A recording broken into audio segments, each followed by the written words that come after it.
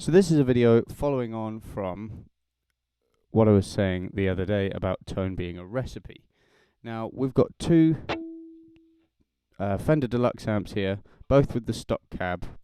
So this is your 5C3 Tweed Deluxe with the Fullerton cab, which I think comes with the Jensen 12-inch. But anyway, that's kind of irrelevant. So we're going to have a look at both the Deluxe bright channels. So you've got the Tweed here and the Blackface here. And that's obviously going into a Deluxe cab, and that's going into a Tweed Deluxe cab. Sorry, Blackface Deluxe cab and Tweed Deluxe cab. So I'm just going to play the same thing. So that's your Tweed amp, and this is your Blackface. Now, they're already so different in terms of sound from each other. So you get this very, very scoopy thing going on here, and that might be exactly what you want, but you've got the opposite here as far as the core tone goes. And there's no real way to make the Tweed sound like the Blackface or the Blackface sound like the Tweed just by setting the amp differently. You know, you can turn the mid-range all the way up on the Blackface, and we get this.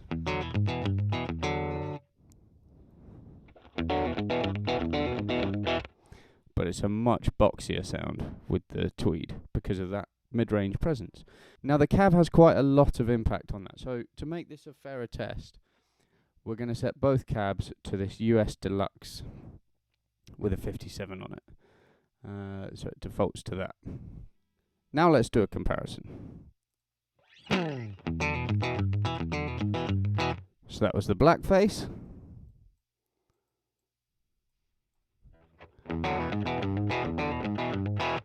So there's less of a difference, but this still has that sort of rockier mid-range, which is harder to get out of the Deluxe. So just from the off, these two amps, even though they're both called Deluxes, they're both even going through the same cab and the same mic now, there's still quite a big difference in tone. So let's take that back to where it was. These are the default settings. Now, as you can imagine, because the amps are very different sounding, even through the same speaker, you're going to have different results depending on what pedal you use. So let's go with the Noble's ODR1, and we'll set it like Tom Bukovac likes to set his. I can't actually see it here. Prize drive, there we go. So he starts with everything at midday. Okay, so to start with, we're going to go into the Tweed.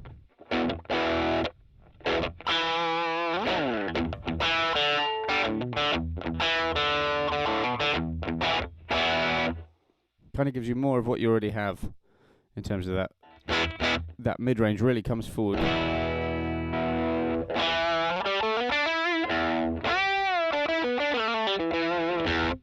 Sounds like a wah in a way, because it's really accentuating what's already present in the amp, which is what the Noble's ODR1 is designed to do. It's supposed to sound like the amp is turned up louder, and then you can tweak that with the Spectrum. You kind of get even more of that sort of filtered sound, and then it really accentuates it. Sounds like you've got a notch filter there. So as we turn that up, it starts to get a bit more scoopy.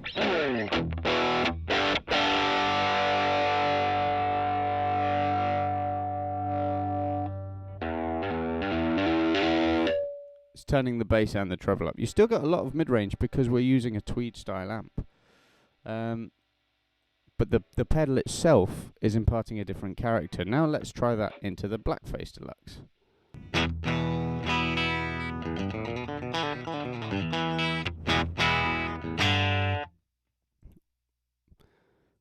Now let's try the precision drive. Sorry, the prize drive.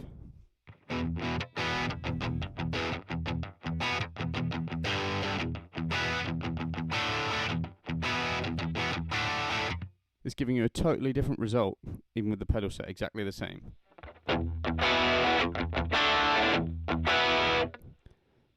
And the idea being here, the amp will always colour what you're giving it. So we're getting a scoopy, less mid-range prominent sound here. And the tweed is very narrow in terms of it makes it very mid-range heavy, even with the spectrum up quite high. We haven't got anywhere near the same bottom end as...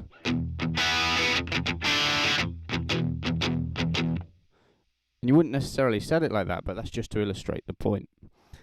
So, in my opinion, the best way to go about it is understand what each element brings to your signal chain. So now what we can do is compare the Fender cab, which I believe has a Jensen in it, I may be wrong. But now let's change that to a Celestion Blue.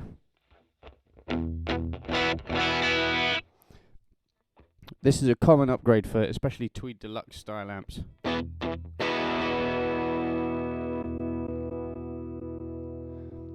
I've just adjusted the mic so we can hear it through the same recording setup, if you like.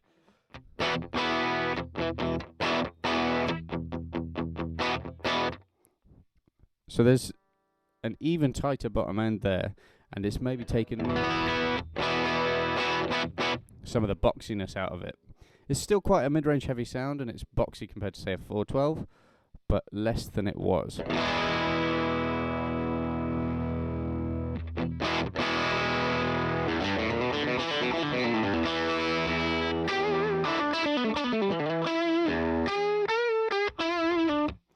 Starting to be more like something I'm familiar with. So Celestion speakers will normally have more mid-range prominent character, whether that's even the H30, so that's still got quite a top-end peak, but it's definitely more British than something like a Jensen or even an Oxford. But then you can go quite far with it, so we can take this Tweed Deluxe and put it into a 412. And let's go with a Greenback 25 watt. So this is more like a Marshall cabinet.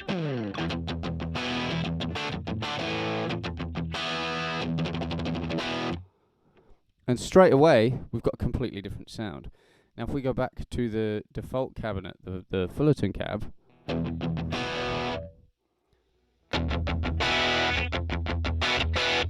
you can hear they're going to do totally different jobs as far as what tone you want.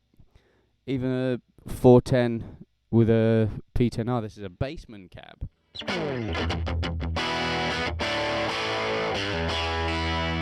So that's the Jensen P10R there.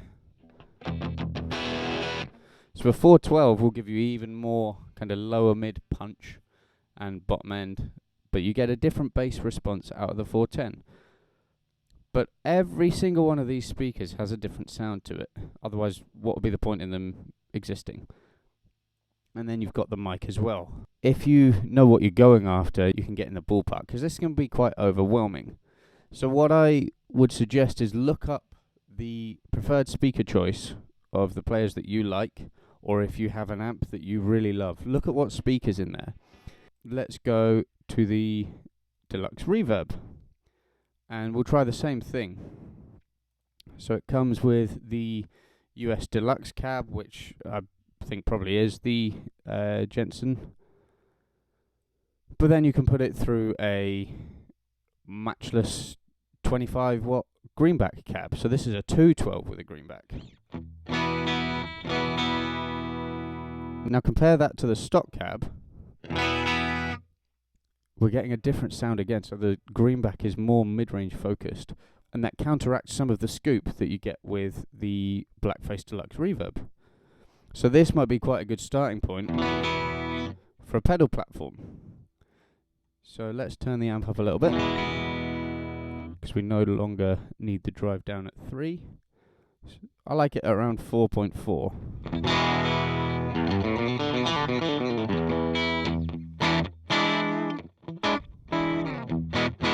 Again, no overdrive pedals, but you can hear we're starting to get a completely different flavour out of it. So we're getting a little compression there, and it's starting to break up, but only just starting to. Now if we put a pedal into that,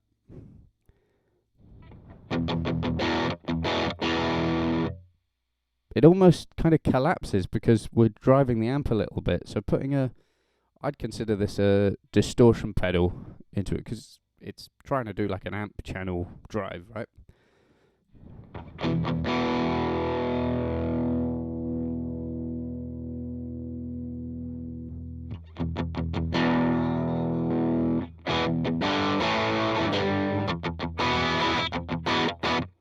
And notice, because the amp's driving, I've been able to back off the drive on the pedal and turn the level up, so you get a more natural intertwining of the two gain stages, which is what we're talking about here.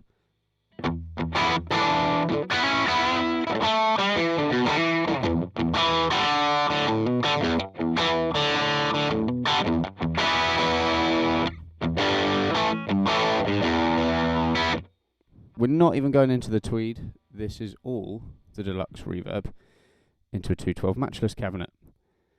Now, again, I can turn the drive up here. So this is no pedal.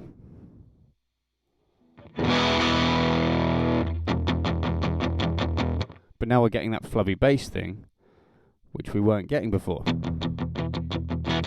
So as you turn the drive up, you need less bass.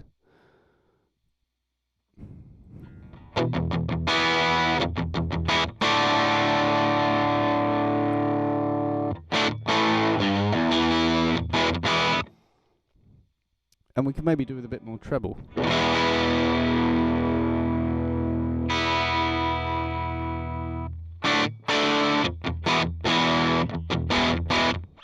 But now this is like a rock deluxe setup, right? So you're not necessarily going to turn up to your funk and soul gig and set a deluxe like this.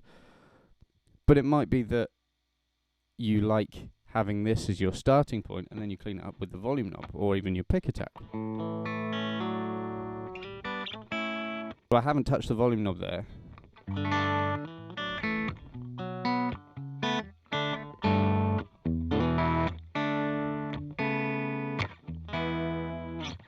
But we've got a totally different response again, just from turning the drive up. So the drive's giving us more bass, more saturation, more crunch. We lost a little bit of clarity that we brought back by bringing the treble up. I'm trying to leave the mid where it is so it reflects a real deluxe. I think there'd actually be a little bit more mid-range on a real deluxe. But then you get into using overdrive pedals. So now this is just the deluxe reverb, and we're going to try a few overdrives in front of it. So this is the Klon. You get that really prominent nasal.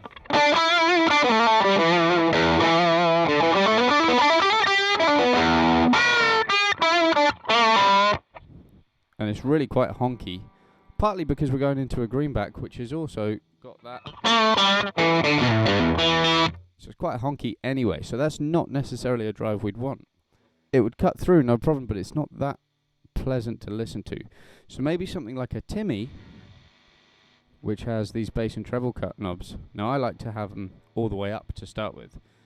And because the amp is overdriving, I'm going to use the center position so we're not getting any extra compression from the Timmy that we can't control.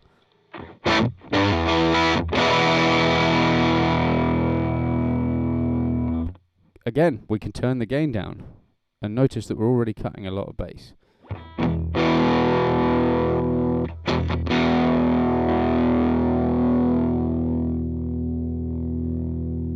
So around there. And obviously you can hear the hiss coming back there.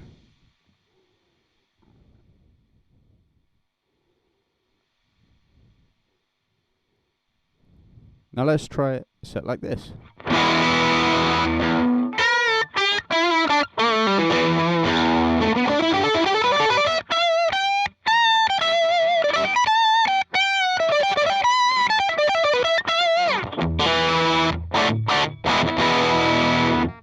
Now Now that's already a lot more pleasing than the clon with it set like this. Now if you do have a clon and you want less of that honk, turn the tone down.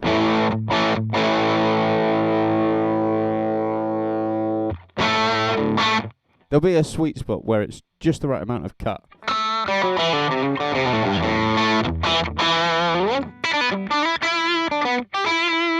So as I turn that tone up, think of that as how nasal the tone is. And then obviously that varies from pedal to pedal, but it's really worth doing a deep dive into what each of the controls do.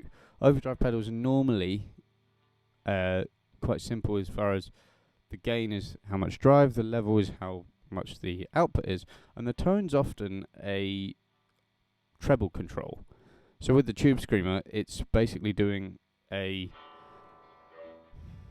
shelf like this, so you get a mid peak around 700 hertz. It dumps all the bass and dumps all the treble, but you can bring the treble back.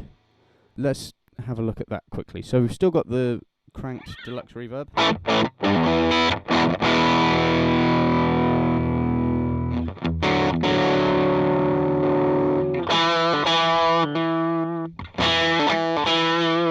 Even with the gain on 0, you still get some more mids around 700 hertz.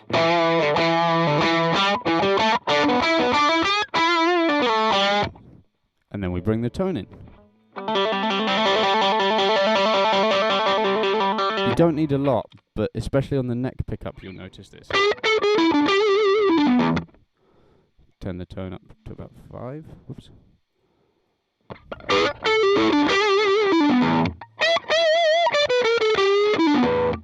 But there's a point there which will be exactly right for you and your setup and what you want to hear. But it's very easy to just go too far by putting a distortion pedal into an already distorting amp, and then you've really got to turn the gain really low, or maybe even use a different pedal at that point. Because it's all about understanding what is coming from where in your signal chain, and quite often if you have two things doing the same thing, it actually just gets too much and can ruin what you're working on. So it's all about gain staging and pedal stacking and everything else to do with that. I really like the Timmy set like this.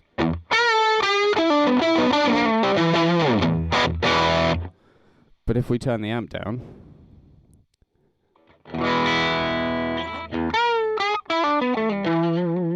it's like someone took the fun away, because the amp's not driving as hard.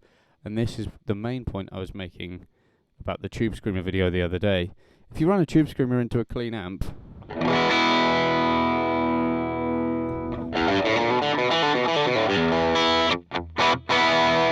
that's already a much thinner result than we had even just boosting the drive up.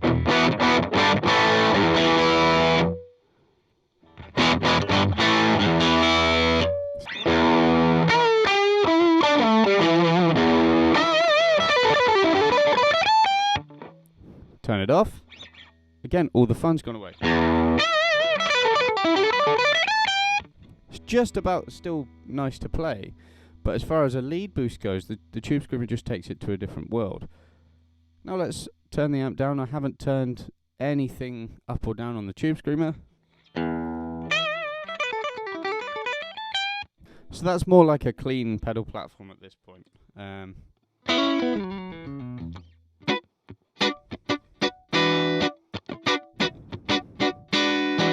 Ever so slightly breaking up, but that would actually help you punch through in a band mix. So let's turn the Tube Screamer on there.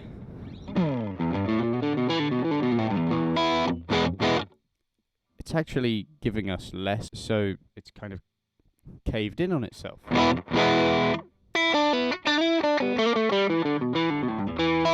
And you can hear the clean blend that is present in the Tube Screamer. And my whole point here is if the amp isn't turned up enough, you're not going to get the benefit of the Tube Screamer. We can go into maximum boost territory here.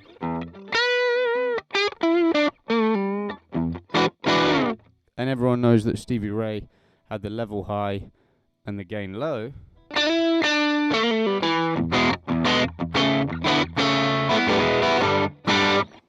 And yeah, that's fine, but it's not the tone that we know because of this preamp of the deluxe not being pushed hard enough. So my point being, overall, if you have this as your clean tone, to get the tube screamer to behave in the way that you want it to, you need something to simulate a more pushed amp, whether that's a Prince of Tone, King of Tone, a Timmy. I used to run a Timmy like this for a while, but it was the MXR one, so the bass and treble were the other way around. I used to run the Timmy like this.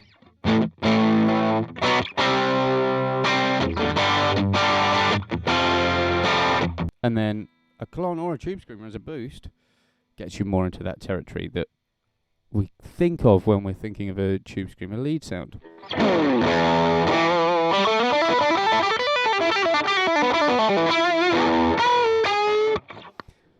So yeah, that's basically my whole point as far as setting up gain stages goes.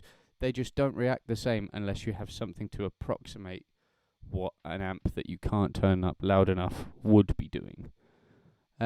So yeah, I hope this video was really useful for you. It can be very overwhelming thinking about all the choices of overdrive pedals that we have, but if you take the time to understand each bit of gear, you know, you don't need much. As you've seen there, I could do most things in a gig with 2, maybe 3 overdrive pedals and then stack them together. And that's with a completely clean amp. I actually choose to run a crunchy amp that cleans up with the volume knob most of the time, but there's many different ways you can go about it. Like I said, I hope you found this video useful, and I'll hopefully catch you in another one soon. Thanks so much for watching.